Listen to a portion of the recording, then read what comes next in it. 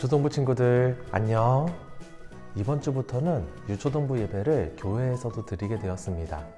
아직 교회에 나오지 못해서 영상으로 예배를 드리는 친구들도 하루빨리 교회에서 함께 예배 드릴 수 있었으면 좋겠습니다.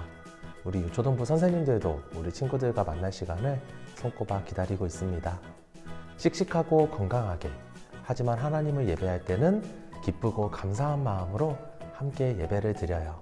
그럼 오늘도 하나님의 말씀 이야기 속으로 들어가 볼까요?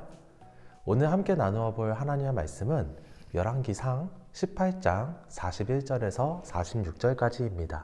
함께 읽어보도록 하겠습니다. 엘리야가 아합에게 이르되 올라가서 먹고 마시소서. 큰 빗소리가 있나이다. 아합이 먹고 마시러 올라가니라.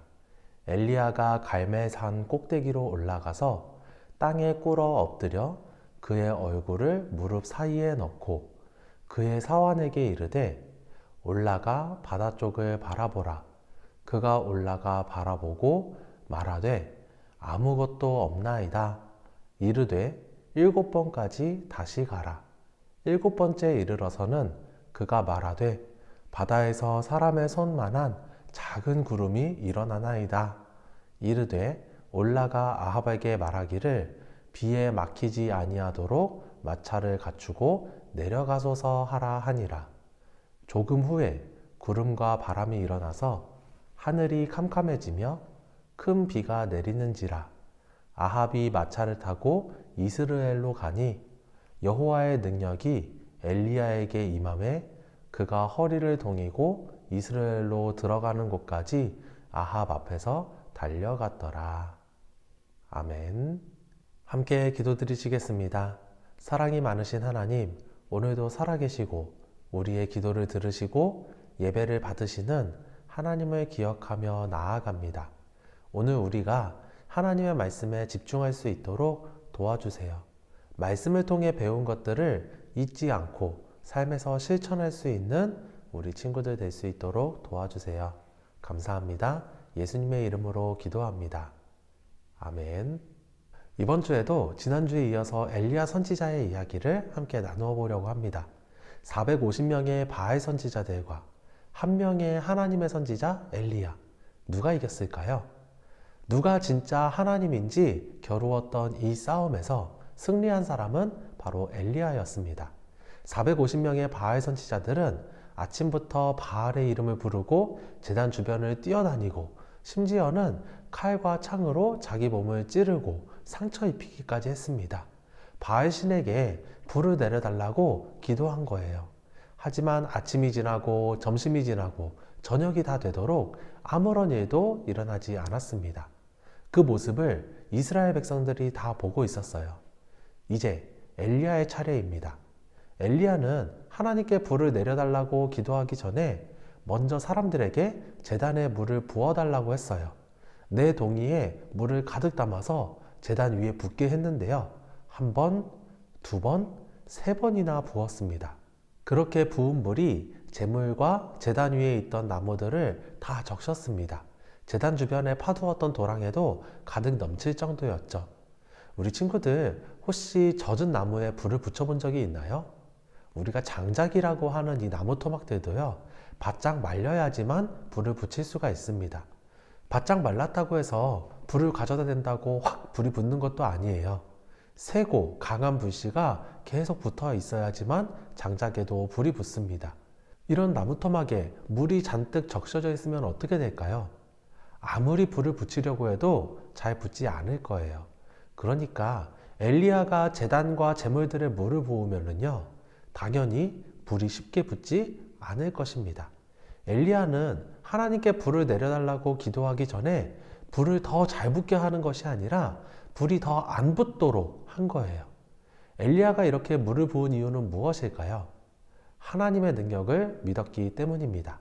아무리 물에 한가득 적셔져도 하나님께서는 능히 그 제물과 제단을 태우실 수 있다고 믿었기 때문입니다. 또 그렇게 해서 하나님이 진짜 하나님이신 것을 이스라엘 백성들에게 보여주기 위한 것이었죠. 그렇게 한 뒤에야 엘리야는 하나님께 기도합니다. 그러자 놀라운 일이 일어나요. 여호와 하나님의 불이 내려서 번제물과 나무와 돌, 흙까지 전부 태워버린 거예요. 또 도랑을 가득 채웠던 물도 전부 말라붙어 버렸습니다.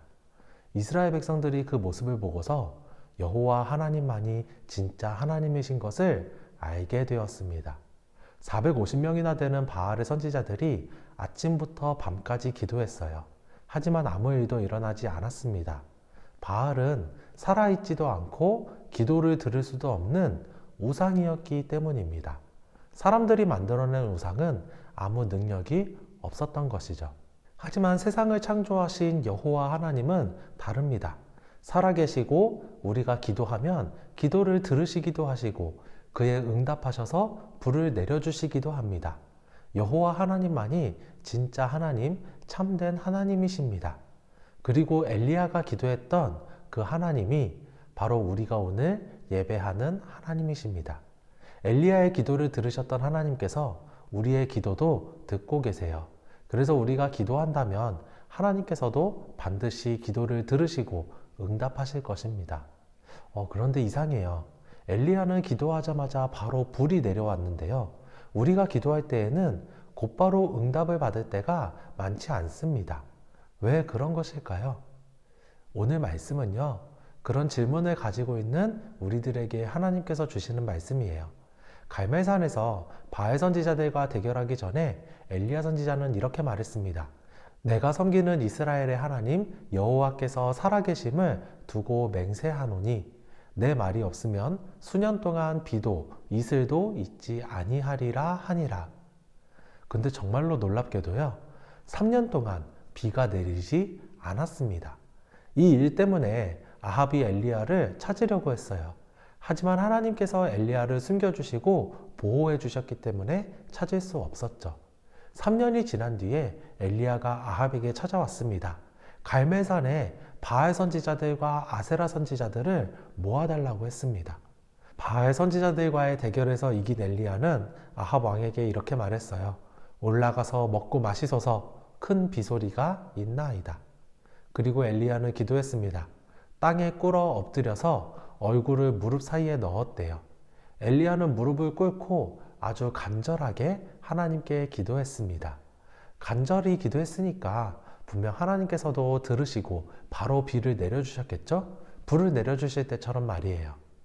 기도를 마친 엘리야는 자신의 종에게 바다를 보고 오라고 말합니다. 종이 말했어요. 선지자님, 아무 일도 일어나지 않습니다. 엘리야는 다시 기도했어요. 그리고 종을 다시 보냅니다. 올라가서 바다 쪽을 바라보라. 종이 다시 왔는데요. 또 아무것도 일어나지 않았대요.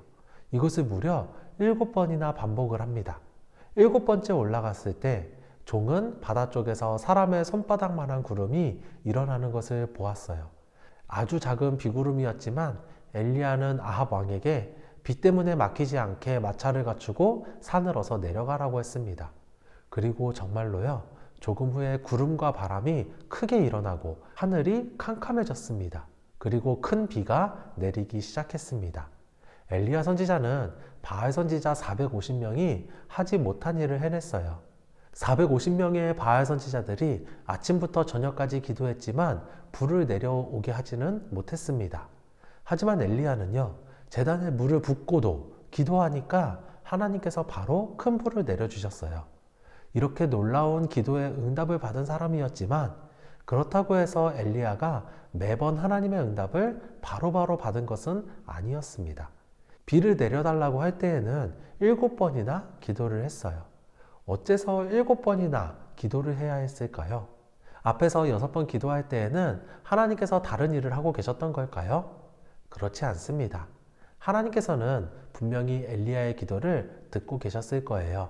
처음 엘리야가 간절히 기도할 때에도 하나님께서는 그 기도를 들으셨습니다.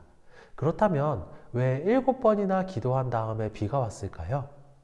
그 이유는요, 엘리야가 온전히 하나님만 의지하기를 바라셨기 때문입니다. 이 7, 7이라는 숫자는요, 완전하다, 가득 차다 라는 의미를 가지고 있어요. 7번 기도한 것은 단지 여러 번 기도했다는 것이 아니라 비를 내려주시는 하나님의 능력만 온전히 의지했다는 것입니다.